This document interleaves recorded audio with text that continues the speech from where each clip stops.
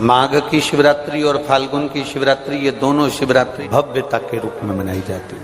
भव्यता।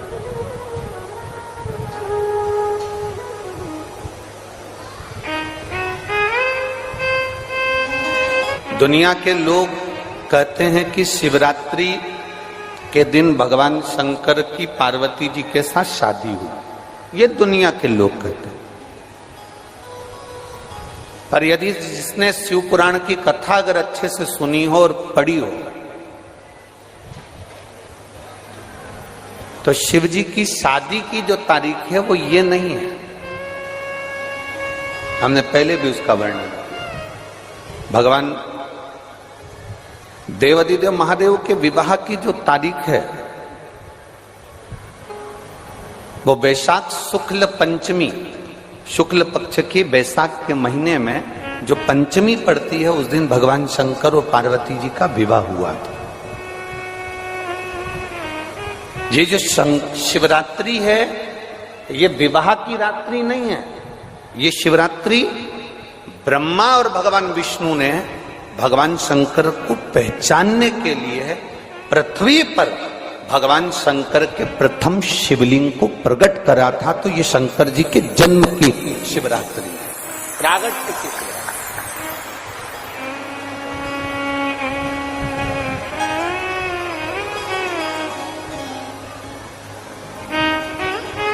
ये शिव जी के प्रागट्य की शिवरात्रि है।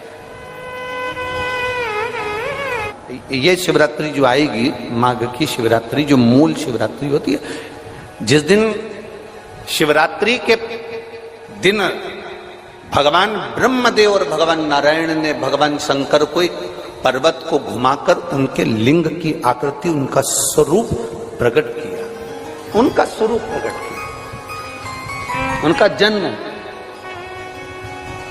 आपसे कोई पूछे कि शंकर जी का जन्म कब हुआ था, बिल्कुल बेझटक कह सकते हो शिवरात्रि के दिन हैप्पी बर्थडे ने टू यू, उसमें तुम्हें सोचना नहीं। भ्रम फैलाने वाले बहुत भ्रम फैलाते हैं। और आज इस व्यासपीठ से एक बात और कहना चाहेंगे, जिसको अपने जन्म की तारीख ना मालूम हो, जिसको अपने जन्म दिन ना मालूम हो, वो आप नियम बना लो कि आपका जन्मदिन भी शिवरात्रि के दिन ही हुआ है, पक्का। जब परब्रह्म परमेश्वर स्वयं देवाधिदेव महादेव शिवरात्रि के दिन प्रकट हो जाता है, उसका शिवलिंग, उसकी आकृति प्रकट हो जाती है। और ब्रह्मा जी ऊपर जाकर मालूम करते हैं, आकाश में बढ़ते जाते हैं, जाते जाते हैं, तो भी उनको शंकर भगवान के शिवलिंग का छोर नहीं मिलता।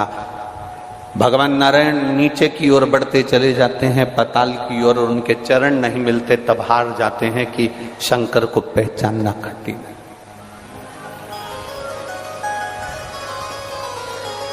शिव को पहचानना, शिव को जानना कठिन है, बहुत कठिन। जैसे शंकर को पहचानना कठिन है, जैसे शिव को पहचानना कठिन है, उसी तरह कोई संत को, कोई गुरु को, कोई सतगुरु को पहचानना कठिन। शिवरात्रि के दिन जो बड़ी शिवरात्रि होती है,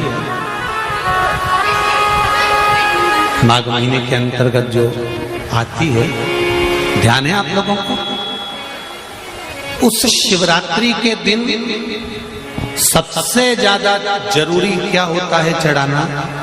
एक बेर। क्या जरूरी है?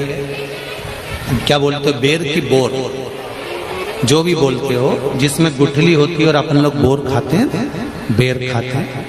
मात्र एक बोर, एक बेर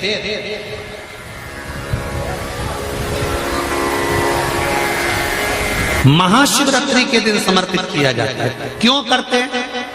कि घर में जितने सदस्य रह रहे हैं उतने सदस्य को जिंदगी में कभी कोई ऐसी बीमारी ना हो और हमारे घर में रहने वाले सदस्य की अकाल मौत ना हो, उसके लिए मात्र एक बेलपत्र की जगह एक बेर भी समर्पित कर देते हैं तो अकाल मृत्यु टल जाती है, अकाल मौत टल जाती है।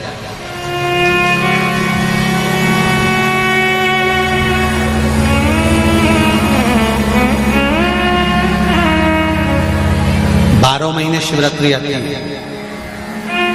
जिसको 12 मासिक शिवरात्रि कहते हैं।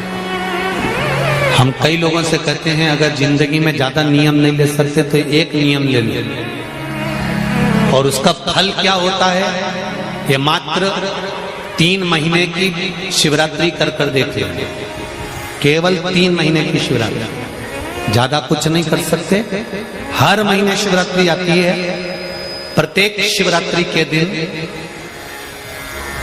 3 जगह पर दिया लगाना प्रारंभ कर दो।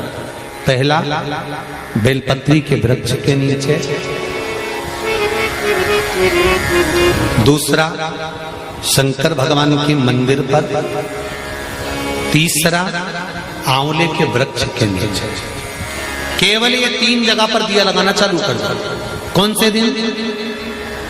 हर महीने की जो शिवरात्रि आती है, मासिक शिवरात्रि जो आती है, आप 12 महीने का नियम बनाओ कि मैं 12 महीने की शिवरात्रि का व्रत करूं ना करूं।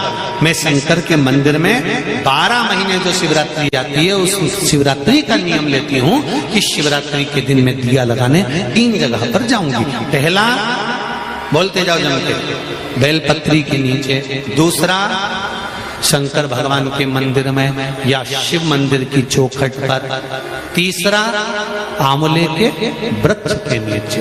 ये 3 जगह पर आप प्रणाम कर कर, झोली पसार कर बाबा देवाधिदेव महादेव, माता लक्ष्मी और पार्वती के नाम से दिया लगाना प्रारंभ कर दीजिए।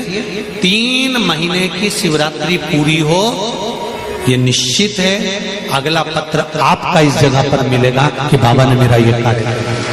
शंकर जी को शिवरात्रि पे क्या चढ़ाया जाता है? बेर। कितने बेर चढ़ाते हैं?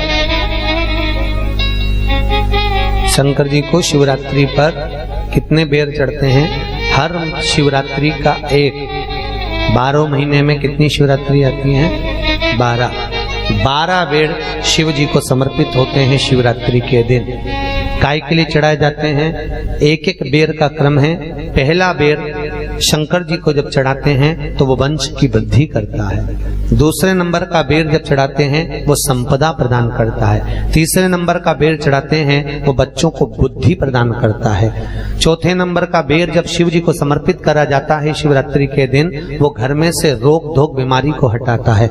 5वें नंबर का जो बेर शिव जी को समर्पित करा जाता है वो हमको रोगों से मुक्त करता है। 6ठे नंबर का बेर अटके हुए काम को बनाता है। 7वें नंबर का बेर हमारे कोई कार्य नहीं हो रहे उन कार्यों को सफलता की ओर ले जाता है। 8वें नंबर का बेर हमारे घर में कुछ खुशियां लेकर आता है। 9वें नंबर का बेर हमारे घर में वैभव को प्रदान करता है। 10वें नंबर का बेर हमारे घर में संपदा देता है। 11वें नंबर का बेर व्यक्ति को एकादशी के फल के बराबर पुण्य प्रदान करता है। और 12वें नंबर का बेर व्यक्ति के जीवन को सौभाग्यमय बनाता है, नारी को अखंड सौभाग्य प्रदान करता है।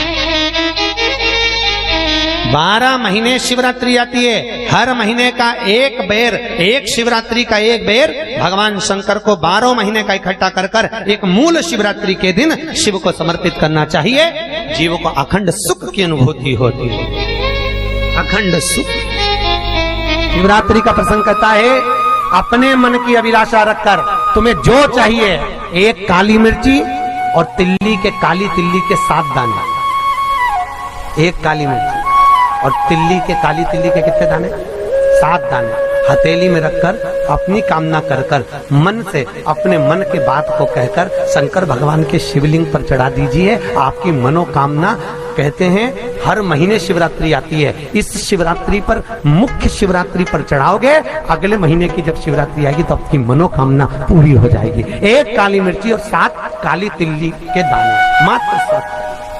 महाराज, जिसके घर में क्लेश रहता हो, बहुत ज्यादा लड़ाई झगड़े हो रहे हैं, सास बहू के झगड़े, ना बहू कुछ सुनने को तैयार ना सास सुनने को तैयार, और घर में बेचारे पुरुषों की आफत, यहाँ भाई भाई झगड़ रहे हो, सास बहुएं झगड़ रही हो, कुछ मत करिए।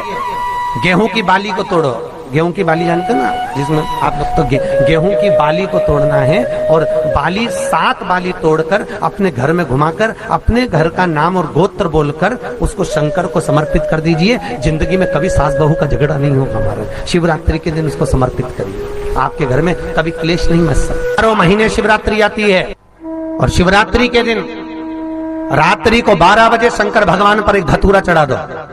क्या चढ़ाना है? जम के बोलिए जरा। धतूरा। ये शंकर भगवान को धतूरा चढ़ा दो। 12 बजे रात्रि को शिव जी पे धतूरा चढ़ाओ। आधे घंटे तक धतूरा चढ़े रहने दो और आप श्री शिवाय नमस्तुभ्यम का जाप करो। जिस शंकर जी पे धतूरा चढ़ाए उस मंदिर के बाहर बैठकर कौन सा मंत्र जपना है? श्री शिवाय नमस्तुभ्यम। फिर से बोलो, श्री शिवाय नमस्तुभ्यम। धतूरा चढ़ाकर श्री शिवाय नमस्तुभ्यम का स्मरण करिए। और जो दुकान नहीं चलती हो, घर में लक्ष्मी नहीं टिकती हो, खेत में फसल अच्छी नहीं आती हो, संपदा नहीं आ रही हो, बस उस धतूरे को लाल वस्त्र में बांधकर अपनी दुकान में, अपने व्यापार में, अपने घर में रात को 12:30 बजे उठाकर लाओ और 4 बजे के पहले उसको अपनी दुकान, व्यापार, व्यवसाय में उसको बांध दीजिए। और अगर जो जमीन फसल सही नहीं दे रही हो उस जमीन में ले जाकर गाड़ दीजिए। आपको जीवन में कभी तकलीफ नहीं भोगना पड़ेगी, लक्ष्मी बढ़ती चली जाएगी, संपदा बढ़ेगी। जो व्यक्ति ज्यादा बीमार रहता हो, बहुत बीमारी उसको घेरे रहती हो, परेशान रह रहा हो, बीमारी बनी हुई है, तो बोर चढ़ाइए। बेर क्या बोलते हैं यहाँ पर? बेर की बोर, वो खाने वाला बेर जो होता है, उस बेर को 7 बेर ले लो और 7 बेर को लेकर अपने ऊपर से घुमाकर शिवरात्रि की दोपहर के 12 बजे शंकर भगवान के शिवलिंग पर ले जाकर उस बेर को चढ़ा दीजिए। आपका रोग, आपकी बीमारी मात्र 3 महीने के अंदर समाप्त हो जाएगी। बेर चढ़ाने का बड़ा महत्व है। यहाँ चढ़ाते हैं कि नहीं चढ़ाते? चढ़ाते हैं। शिवरात्रि के दिन बेर चढ़ाने का बड़ा महत्व है। और शिवरात्रि पर चढ़ा हुआ वो बेर उठाकर ले आइए और उस बेर को उठाकर रख लीजिए। मान लो किसी को उदर से जुड़ी हुई जब तकलीफ रहती है, पेट से जुड़ी हुई तकलीफ रहती है, पेट से जुड़ी हुई कोई भी प्रॉब्लम हो, अगर पेट से जुड़ा हुआ कोई भी रोग आपको लग गया और डॉक्टर की दवाई चल रही है, सारी औषधि चल रही है, जो शिवरात्रि पर आपने बेर चढ़ाया है वो बेर अगर आपके यहां रखा हुआ है, वो बेर उस रोग वाले व्यक्ति को खिला दीजिए। आधे घंटे के अंदर पेट का दर्द, पेट की तकलीफ, पेट का कैसा भी रोग होगा एकदम आराम लग जाएगा। उस बेर में इतना दम, इतना प्रबलता आ जाती है शंकर को, जो शिवरात्रि के दिन बेर चढ़ाया जाता है।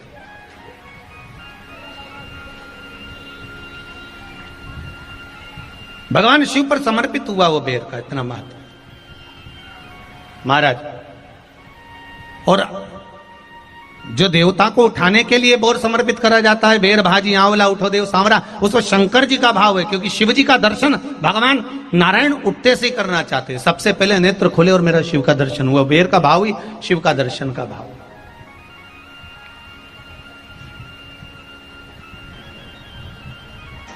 कितनी बड़ी औषधि होगी बेर के अंदर, जरा देखिएगा कि मेरे राम जी शबरी अम्बा के दरवाजे पर पहुंचे। आप लोग भजन में लेते रहते हो, शबरी संवारे रास्ता आएंगे राम जी, मेरा भी धन्य जीवन बनाएंगे राम जी।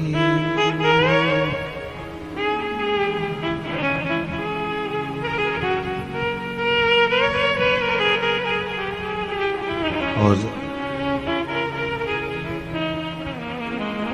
बागों से चुन चुन के वो लेकर आई बेर की टोकरी। खट्टे हो चाहे मीठे हो पाएंगे राम जी, मेरा भी धन्य जीवन बनाएंगे राम जी। शबरी ने राम जी को बेर दिए, राम जी ने बेर खाया, प्रेम से खाया। याद आया पीछे लक्ष्मण खड़ा है, राम जी ने लक्ष्मण को बेर दिए, ले लक्ष्मण ये बेर खा ले। लक्ष्मण जी ने बेर लिए, लक्ष्मण जी ने बेर को देखा तो वो शबरी अम्बा अपने मुंह से झूठा करके दे रही है।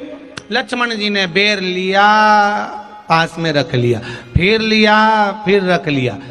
सबरी जी राम जी को बेर दे, राम जी लक्ष्मण जी को बेर दे, लक्ष्मण जी वो बेर लेके पीछे फेंकते जाए, उठाए फेंका, उठाया फेंका, उठाया फेंका। अब कोई लक्ष्मण साधारण है?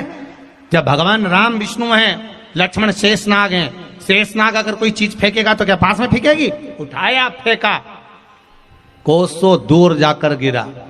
और वो बेर कब काम आया? जब लक्ष्मण जी को शक्ति लगी, बाण लगा, लक्ष्मण जी मूर्छा होकर जमीन पर पड़े, सुषेण वेद को बुलाया और वेद से बुलाकर पूछा कि लक्ष्मण कैसे उठेगा? तो कहा संजीवनी लेकर आओ। संजीवनी लेने के लिए भेजा। तब संजीवनी लेने के लिए जब श्री हनुमान जी महाराज गए, संजीवनी बूटी जब लेकर आए और लक्ष्मण जी को जो दी, तब राम जी पहचान गए ये संजीवनी कोई दूसरी नहीं है। लक्ष्मण जी को जो बेर खाने को दिया था, वो बेर फेंक दिया था, उसी बेर की पत्ती है जिसको निचोड़ निचोड़ कर लक्ष्मण जी को खिलाना पड़ी है। तो राम जी रोते रोते बोले पहले ही खा लेता तो खाना नहीं पड़ती। लगे तो खाया ही।